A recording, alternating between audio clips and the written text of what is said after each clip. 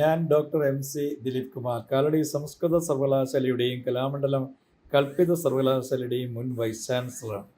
കുറച്ചു കാലമായി യൂട്യൂബിൽ ഞാൻ കാണുന്ന, ഇടയ്ക്കിടയ്ക്ക് ശ്രദ്ധിക്കപ്പെടുന്ന ഒന്നാണ് ആചാര്യശ്രീ രാജേഷിൻ്റെ പ്രഭാഷണം.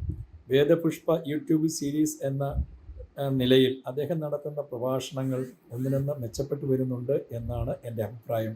100ഓളം എപ്പിസോഡുകളോട് അടുക്കുകയാണ് അദ്ദേഹത്തിൻ്റെ പ്രഭാഷണം. അതായത് വേരുകൾ തേടിയുള്ള വേദങ്ങളിലൂടെയുള്ള ഒരു യാത്രയാണ് അദ്ദേഹം നടത്തുന്നത്. 4 വേദങ്ങളും അദ്ദേഹം പ്രതിപാദിച്ച് പോകുന്നുണ്ട് എന്നുള്ളതും മനുഷ്യ ജീവിതത്തിൻ്റെ സമസ്തമായ മേഖലകളിലേക്ക് അദ്ദേഹം എത്തുന്നു. അതിലൂടെ കടന്നു പോകുമ്പോൾ മനുഷ്യ ജീവിതത്തിൻ്റെ ആഗ്രഹവും സാഫല്യവും അതിനപ്പുറമുള്ള കാഴ്ചപ്പാടുകളുമെല്ലാം അദ്ദേഹം അനാവരണം ചെയ്യുന്നു എന്ന് എനിക്ക് ചിലപ്പോഴെങ്കിലും തോന്നിയിട്ടുണ്ട്.